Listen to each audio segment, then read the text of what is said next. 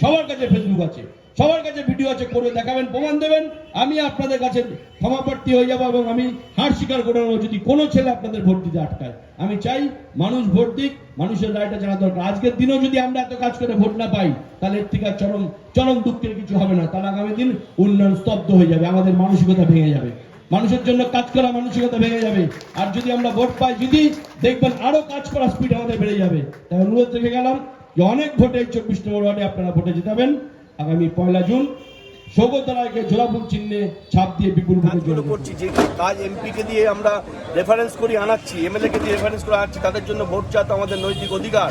তা আমরা যদি সেই অধিকার থেকে বঞ্চিত হই, তাহলে তো কাজ করার মানসিকতা কমে যাবে। তাহলে আমি এত সার্ভিস কি করে দেবো? তখন তো মানসিকভাবে আমি ভেঙে পড়বো যে আমি এত কাজ করার পরও আমি আমার দলের এমপিকে বা এমএলএকে জেতাতে পারিনি। সুতরাং মানুষের কাছে আবেদন রাখবো, আমাকেও যেমন প্রচুর ভোটে জিতিয়েছেন, আপনারা নিজেরা ভোট দিয়ে আপনারা আমাদের সৌগত স্যারকে এবারও প্রচুর ভোটে জিতাবেন, এটা আমরা বিশ্বাস রাখি। যাইনি, আমরা চ্যালেঞ্জ করে বলছি মানুষ ভোট দিক। একটা ভোটও যদি ভোট দিতে না পারে, তারা লাইক করে জানাক, মিডিয়াকে ডেকে জানাক। আমি ওপেন চ্যালেঞ্জ করছি যে মানুষ ভোট দিক, আমরা জিতবো।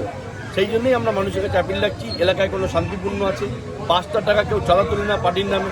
আমরা তারপরেও কোনো ডিস্টারবেন্স নেই, কোনো দাদাগিরি নেই, কোনো রাজনৈতিক লড়াই নেই এখানে। সুতরাং কিসের জন্য আমরা বিজেপিকে বলছি, বিজেপির লোকাল লোক যদি হয়, কোন দেয়াল লিখবে, কোন ব্লক রাখুক, আমরা জায়গা দিচ্ছি, দাঁড়িয়ে আমি দেবো।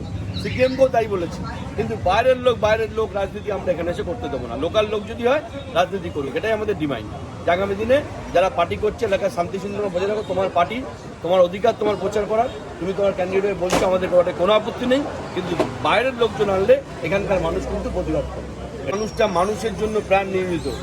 এই বয়সেও যেভাবে দৌড়াচ্ছে, একটা কাউন্সিলর সেটা পারে না, যিনি 7টা বিধানসভা অঞ্চলে যেভাবে দৌড়ায়। এই নয় যে ভোটে দাঁড়িয়েছে, সারা বছর সৌগত রায়কে যেভাবে আমরা পেয়েছি ছোটোখাটো অনুষ্ঠানে, 50টা লোক হলেও সেই প্রোগ্রামে আসে, 25 জনকে ব্লাড দিলেও সেই প্রোগ্রামে আসে, আবার 500 জন ব্লাড দিলেও আসে, 25 জনকে শাড়ি দিলেও সেখানে আসছে, আবার 500 লোককে শাড়ি দিই। ছোটো বড় দেখে না। এই মানুষটা কখনো একটা সময় ফোন ধরেনি, এরকম দিন যায় না, ভাবা যায় না যেই ধরনের এমপি পাওয়া যায়।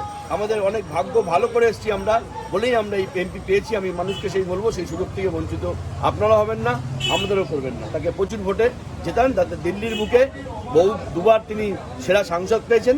আগামী দিনেও পশ্চিমবঙ্গের জন্য এবং ভারতবর্ষে যে অন্যায়গুলো হয় তার বিরুদ্ধে প্রতিবাদী মুখ হচ্ছে সৌগত রায়। আপনারা সেটা সবাই জানেন, সেরা সাংসদ ওনাকে, এবং সিনিয়র সাংসদ হিসেবে উনি যথেষ্ট প্রয়োজনীয় ওনাকে এখনও আমাদের দলের কাছে এবং ভারতবর্ষের মানুষের। যে অঞ্চল কেষ্টপুরে আপনি যে জনপরিষেবা দিচ্ছেন, সেখানে কেষ্টপুরে একটা লম্বা সিগন্যাল হতো, যানজট হতো বাগুইআটি কেষ্টপুরে, কিন্তু সেখানে ফ্লাইওভার করার পর সেখানে যানজট মুক্ত এখন কেষ্টপুর বাগুইআটি। এবং এই ফ্লাইওভারের স্যাংশন করা থেকে শুরু করে কাজ শেষ করার ক্ষেত্রে সৌগত রায়ের একটা বড় ভূমিকা রয়েছে। আপনি একজন কাউন্সিলর, এখানে জনপরিষেবা দিচ্ছেন, আপনার প্রতিক্রিয়া? নগর উন্নয়ন প্রতিমন্ত্রী ছিল এবং এই ব্রিজ তো উনিই করেছে। সিপিএমের অমিতাভ নন্দী একবার একটা ফলপ্রসূ ছিল, ওখানেই শেষ।